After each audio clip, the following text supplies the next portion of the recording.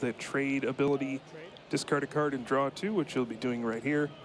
Getting rid of that puzzle of time could be a valuable resource that he will regret throwing away later, but sometimes you just don't have a choice. On Orion's side, I notice he does not have enough bench space for all 4 Passimian. Right. How do you think that's going to affect this matchup? Yeah, well, right now that means that his Passimians don't get a knockout on Zoroark, and of course he does have the option to use Mew, but Mew is not fighting, so that's not going to help him out here. So he really does need to open up a bench space here, and he's waiting for Michael to do that for him, but Michael doesn't have the resources to give him that bench spot. Yeah, we see Pramawat play Guzma, bringing out the Remoraid. Perhaps just a stall tactic, bringing out the Remoraid with the retreat cost, and it works. Orion just passes the turn, and now it's going to be up to Pram to put on the pressure. And wow, Tapu Lele GX coming down. He can grab a supporter, probably Professor Sycamore, get a fresh hand to 7. Yeah. Now it looks like he'll take a knockout here and be in the lead, but Kyle, is he really in the lead after taking this first knockout? Yeah, this is always a scary spot because you know you're going to open up that spot for extra Passimian to come down, and you don't want to give Orion access to that counter energy because then you're just going to start getting knocked out very quickly. So when you do take this opening prize, you need to know that you have a response to Passimian coming up in the future, and I don't see anything just yet for him. It looks like he's going to have to start using trade and try to find some of these options. See another trade here, both. All right, trade number 3. So he has just drawn 6 additional cards after that Professor Sycamore. He has drawn 13 cards. He does have to discard 3 to get there, but still not bad. Yep. And we do see Riotous beating for the knockout. And what will Orion do from here? We see a lot of interesting cards in his deck. We see the Cobalion, we see Sudowoodo, all prime targets for that counter energy. Yeah, if he can manage to, get the right combination of cards here. Yeah, and Michael, I love his strategy here going after the Remoraid. If you can just drown Orion of all of his resources and make sure that when these ends start coming, Orion just can't draw anything, then you're in a pretty good spot. He knows that Orion's capable of taking prize cards at a very rapid pace against this deck. If 2 Zoroarks go down, he's going to be ending Orion to 2. Yikes. So yeah, we're going to see Mike just go after that Remoraid again. If it's never an Octillery, Orion's never going to find these cards that he needs to win the game. Yeah, you see a stark contrast here. Orion just playing a card down, passing, no offense at all, hardly any cards to work with. Pramawat trading away happily. Yeah. Look at how massive his hand size is here. He's got over 10 cards in his hand, and this is just the kind of control Zoroark-GX gives you, and you can see just why this has been such a popular card, as he does take another knockout. Remoraid goes down once again. We see another rescue stretcher from Orion, desperately wanting to get that Remoraid down so he can get Octillery and use Abyssal Hand, but it's like he's got nothing going. Yeah, and the problem is that Michael's got access to these Lycanroc. He can just bring up that Remoraid whenever he wants, even if he can't find a Guzma. Yikes, a Remoraid getting targeted once again, this time by the bloodthirsty eyes of Lycanroc-GX. Said, come here, and he took him.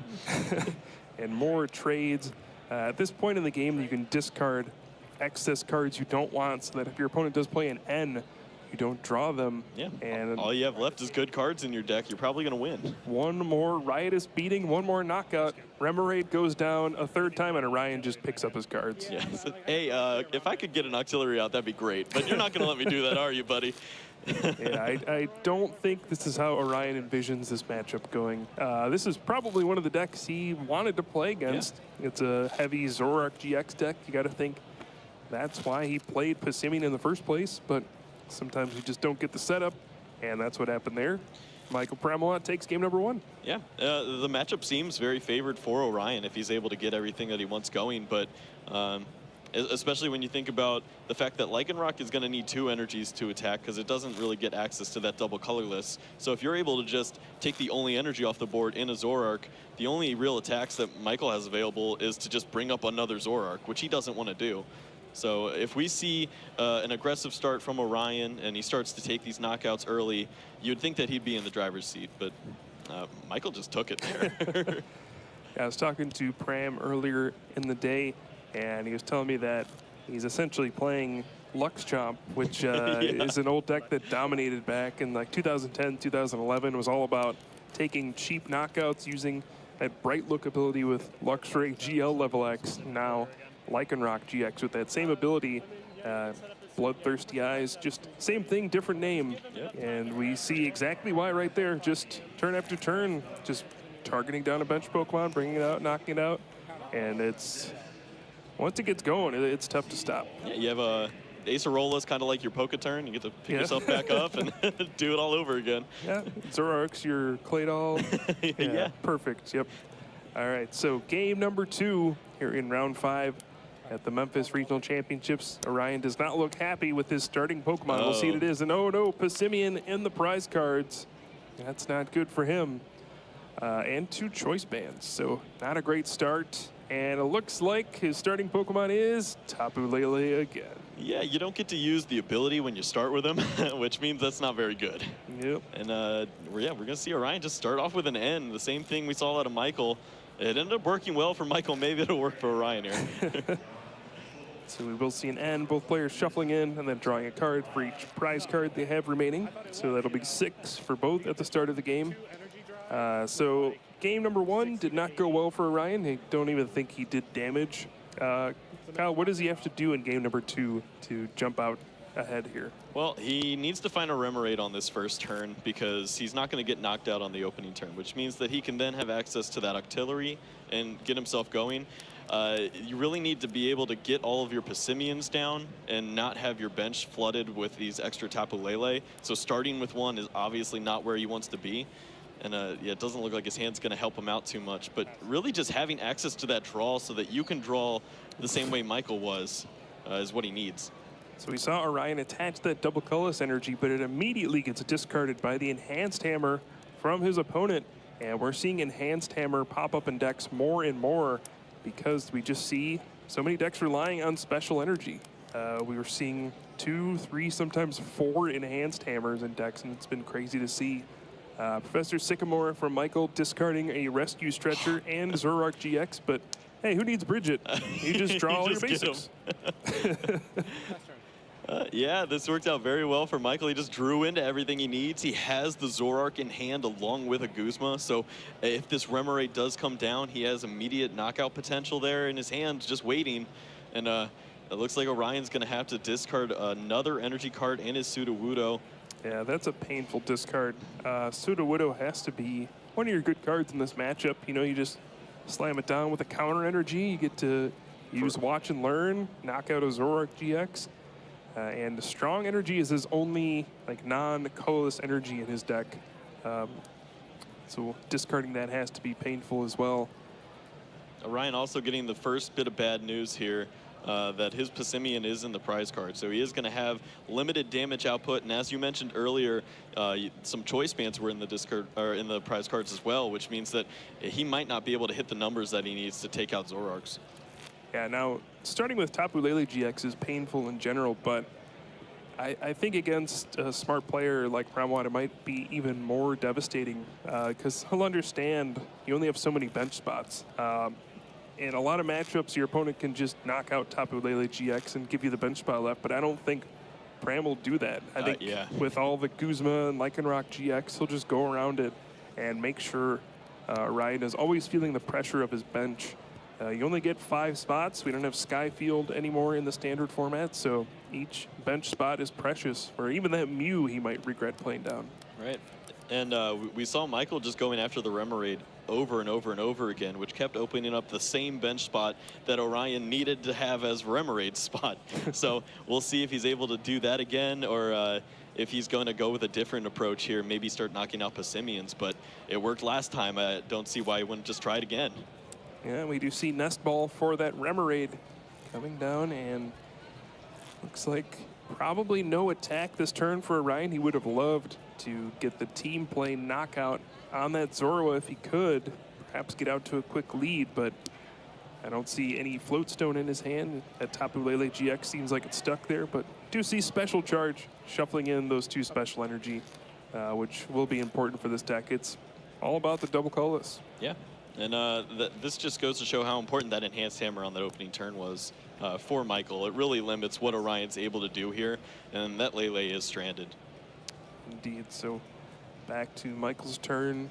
Looks like he does have his first Zoroark-GX, and we'll use trade. We'll see if he finds anything useful here. Looks like N and Professor Sycamore, so he's going to have a full turn of trading and drawing cards. Yep, and this is exactly where he wants to be. This next trade looks like it's going to be pretty important. He's trying to find a double colorless energy so that he can use Zoroark as his attacker. Well, do I have the double colorless energy and the Guzma in my hand? No. Oh, I can't do it. This deck, it's, I don't have them right now, but I can trade. I can play Sycamore and then get, I mean, even a deck like Orion's, which is struggling pretty hard. Yep, Michael is able to find that. Do the knockout with this Ultra Ball here. He can use Lycanroc to go and grab that Remoraid and then attach to the active and start to use Riotous Beating. And once again, get Orion in that awkward spot of, I'm never going to let you use Octillery. Sure seems like it. So Ultra Ball for that Lycanroc-GX. Will it be going for Remoraid? I'm sure he likes the match.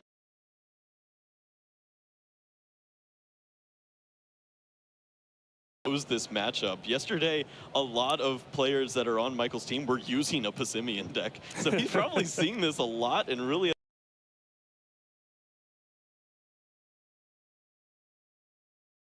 So coming back along with the Remoraid, and we do see a second Passimian getting on the bench as well, thanks to that Brooklet Hill. It looks like Orion does have a Professor Sycamore in hand. If he can find counter energy, we can see Sudowoodo attack with Watch and Learn, and all of a sudden it'll be a 2-prize swing and he'll be in the lead.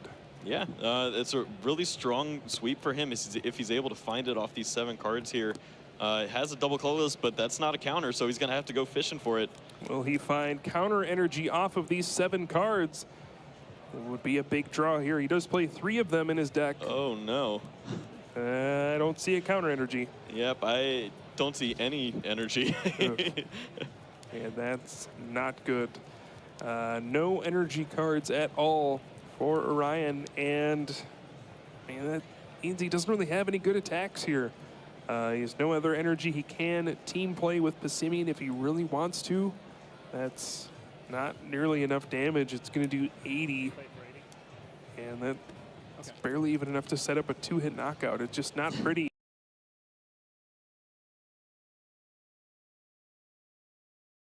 Is beating. Right. So we do see now Michael's turn after taking that 80 damage. Gonna start his first trade from Zoroark-GX. And Kyle, what does he even need to draw here? Is there anything in particular he's looking for? I mean, he doesn't need much. He wants Lycanrocs or a Guzma so that he can get that Remoraid and keep taking it out of the spot. But it looks like he wasn't able to find the exact cards itself, but he does have double puzzle of time. So it looks like he's picking 2 cards that are going to help him really seal this game out right now. And he's focusing on the Enhance Hammer and another puzzle. So maybe he even has... It looks like he's going to just hold on to the extra puzzle piece so that he gets use out of that last one that's going to be in his deck at a later time. That is something clever you can do, but we do see the...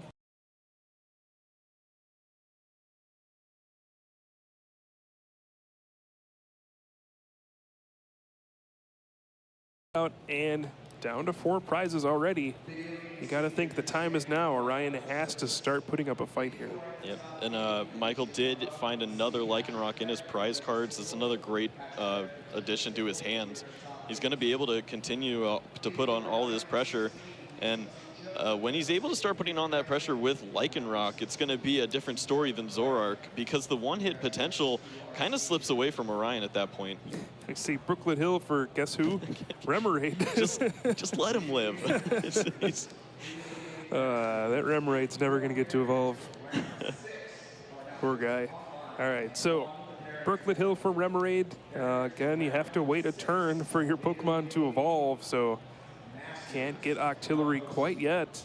And he finds himself with a pretty awkward hand, which you can see quite a bit with these kinds of decks where you have 4 Rescue Stretcher, Looks like he's got his other two in hand. I don't even know if he has a supporter ready to play. No, doesn't look like it. Just gonna have to put out Tapu-Lele-GX and pass. This is a horrible situation for Orion. And if I had to guess what Pramawat's gonna try to do this turn, it's knock out Remoraid. Yeah, we could just light him up with a big red circle around him. We know where this is going. A third trade coming in here. Does he find necessary cards? I think he's trying to avoid using Lycanroc-GX if he can. Wants to play Guzma on this turn, but looks like he did not find Guzma. But we'll probably see another Bloodthirsty Eyes. Yeah, well, that Kukui pretty much locks in that Bloodthirsty Eyes is going to be happening here. And now Michael's kind of got the choice if he wants to retreat the Zoroark and save it. He can start to use Lycanroc if he wants, or maybe he's fine with just letting this Zoroark. No, he actually played Professor Kukui, so he can do 170 with the Riotous Beating. And he'll go down to 2 prizes. That almost locks up this game. Yeah, it's a pretty safe call to do this now. He doesn't care about what Orion's doing because Orion, he can take 2 prizes each turn, but it's going to take 3 turns to do it. Michael's only on a 2-turn clock, and he's got the attackers available to him to knock out anything that Orion has on his board. Yeah, the biggest downside to Orion's deck is he doesn't have any big Pokemon. He doesn't have anything that can take attacks. They're all pretty frail things. Tapu-Lele-GX is the biggest Pokemon in his deck, so in a situation like this, where you would love to be able to start mounting a comeback, you just don't have anything that can withstand an attack. So you start making your comeback, taking prizes, but your opponent just knocks you out right back, and it's game over. You can't really make the comeback. Yeah, the only thing I could see happening is if Orion did play Enhance Hammer, he could start to remove some energies, and maybe Michael just doesn't find them, but that's such a hard thing to ask for when he's got 3 trades going on and double puzzle in his hand. Yeah, we do see Brooklet Hill for a third Passimian. I don't know if we'll ever get to see all 4 on the bench. There's one still in the prize cards. Yeah, I'm just trying to find any way out. Cal, do you see anything? I mean, it just looks like, sure, Orion can get some knockouts here, but how does he avoid the return knockouts? Yeah, I think the only way I see this happening, it would be an elaborate counter catcher to stall, and hopefully you don't get knocked out. Then you bring up another Zoroark and you just keep trying to take them out. But it seems like Michael's always going to have an answer to knock out whatever is taking a knockout on Orion's side. Yeah, even the Lycanroc-GX with 210 HP poses a problem. Yep. I mean, it's weak to grass, not psychic. So Mew can't go in there. It's pretty awkward there. And first of all, does he even find a way to get a knockout? Abyssal Hand for 3 cards. He's not been able to do anything. And once again, just gonna play a Guzma. This is a horrible turn for Orion. This whole series has been awful for him. Just unable to do anything he wants. I'm sure when things are going smoothly, the matchup looks a lot different. You know, you can attack with Passimian, you can Sudowoodo, watch and learn. I don't think using Fling when you're down 4 prizes is where you want to be. Yeah, he sees the lines. He knows he's going to have to take out that Lycanroc, so starts to soften it up now. Oh, boy. Yeah, the only thing I could see at this point is somehow if, let's say, Pramawat attacks him with Zoroark or Lycanroc-GX here, and Orion goes Cobalion, counter energy, ends him to 1, and then doesn't find a basic Pokemon to attack for enough damage with the Riotous Beating. Yeah. That is a long shot. That's with big, yeah. 3 Zoroark-GX in play. It's just such an uphill battle at this point. And you can see why Zoroark-GX is so powerful. Even in what's supposed to be a bad matchup against fighting Pokemon, yet again, we see Zoroark-GX just holding its own, and Michael Pramawat gets a pretty easy round 5 win. And if you're the rest of the players in this tournament, that is not what you want to see. Yeah, Michael Pramawat at the top of the leaderboards. It's something we're used to, and that just means that he's right where he needs to be. He's on top of his game, and he's really just two matches away from being able to lock up being in day 2, and that's the best space you can be in. Yeah, it's a great place to be in. One he's found himself in plenty of times. What's he at? 7 regional wins?